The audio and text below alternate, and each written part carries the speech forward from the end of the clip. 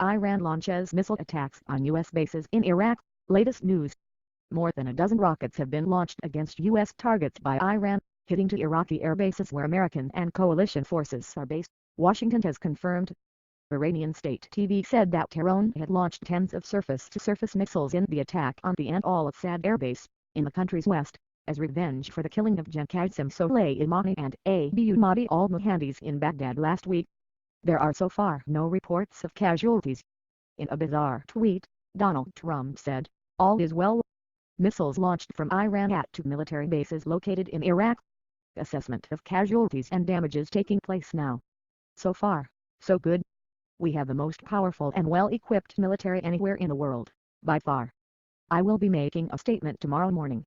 According to Iran's Tasnim news agency, Tehran has started a second round of attacks against American targets which began an hour after the first phase took place. Meanwhile, the Iranian Revolutionary Guards has ordered the White House to recall U.S. troops from the region.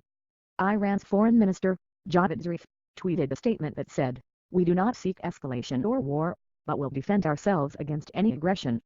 The Pentagon has confirmed the first attacks, at approximately 5:30 p.m. BST on January 7. Iran launched more than a dozen ballistic missiles against U.S. military and coalition forces in Iraq. It is clear that these missiles were launched from Iran and targeted at least two Iraqi military bases hosting U.S. military and coalition personnel at al-Assad and Erbil. Defense Department spokesman Jonathan Hoffman said, "It is clear that these missiles were launched from Iran." He said the attacks targeted at least two Iraqi military bases and that the U.S. is working on initial battle damage assessments. There are about 5,000 American troops in Iraq. White House Press Secretary Stephanie Grisham said, "The president has been briefed and is monitoring the situation closely and consulting with his national security team." Mike Pompeo, the Secretary of State, and Mark Esper, the Defense Secretary, have arrived at the White House. The U.S. defended the killing of Soleimani yesterday, claiming that the general was allegedly plotting an immediate attack against America. Asked during a press conference whether the attack allegedly being masterminded by Soleimani had been days or weeks away, Mr. Esper said, "I think it's more fair to say days, for sure." Donald Trump followed up the comments by saying Soleimani, the leader of Iran's proxy militias, was planning a very big attack which would have affected America and taken a lot of lives.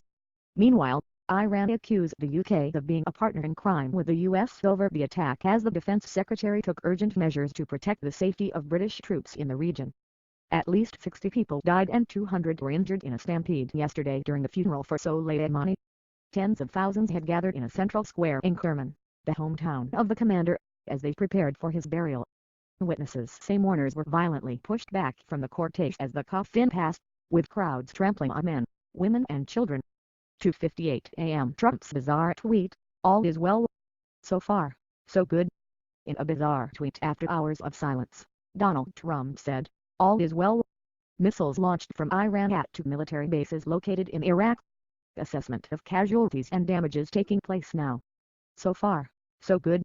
We have the most powerful and well-equipped military anywhere in the world, by far. I will be making a statement tomorrow morning. It sounds like he's off to bed for the night.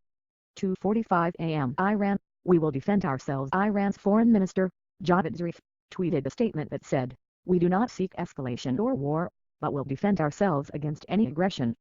2:43 a.m. Democrats criticize needless provocations. Nancy Pelosi was handed a note about Iran's attack during a meeting of House Democrats and the speaker left soon thereafter, according to people present. She later tweeted, "Closely monitoring the situation following bombings targeting U.S. troops in Iraq.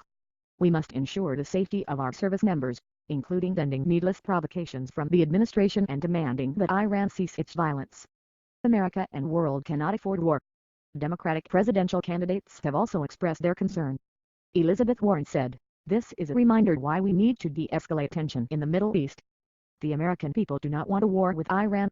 Joe Biden said, "I just pray to God as the president goes through what's happening, as we speak, that he's listening to his military commanders for the first time because so far that has not been the case," he added. 2:21 a.m. Flag for a flag after the U.S. attack on Qassim Soleimani, Donald Trump tweeted the American flag. Moments after Iran launched dozens of missiles against U.S. targets in Iraq, Saeed Khalili, an Iranian politician who is reportedly close to Supreme Leader Ali Khamenei, tweeted an Iranian flag. 1:57 a.m. Military jets seen over Baghdad. Reports military jets could be seen flying over the Iraqi capital, hours after Iran's attack. Correspondents for Agence France Presse saw jets cutting through the clouds over Baghdad but could not immediately identify the planes. 1:40 a.m. Restricted flights over Persian Gulf. FAA, the Federal Aviation Administration, the U.S. body for regulating civil aviation at home and overseas, has issued an emergency restriction for Persian Gulf airspace following the attacks by Iran, citing potential for miscalculation or misidentification. 1:05 a.m. First pictures. Iran's attack. Iranian state media has released images that allegedly show its attacks on the U.S. targets. 12:56 a.m. Oil prices leap up after news of attack. Oil prices spiked on Wednesday morning, rising over 4.5% at one point after Iran's attack. The benchmark WTI jumped as much as 4.53% to $65.54 a barrel before settling down slightly. 12:42 a.m. Pentagon confirms attack. The Pentagon has confirmed the attack at approximately 5:30 p.m. BST on January 7. Iran launched more than a dozen ballistic missiles against U.S. military and coalition forces in Iraq. It is clear that these missiles were launched from Iran and targeted at least two Iraqi military bases hosting U.S. military and coalition personnel at al-Assad and Erbil. 12:28 a.m. Iran. Any base is a target. Iran's Revolutionary Guard said the attack was in retaliation for the U.S. killing of Qassim Soleimani. We are warning all American allies, who gave their bases to its terrorist army, that any territory that is the starting point of aggressive acts against Iran will be targeted, it said in a statement carried by Iran's state-run IRNA news agency. 12:20 a.m. President monitoring attack. The White House press secretary has said that Donald Trump has been briefed and is monitoring the situation in Iraq after reports of airstrikes on a U.S. and coalition base.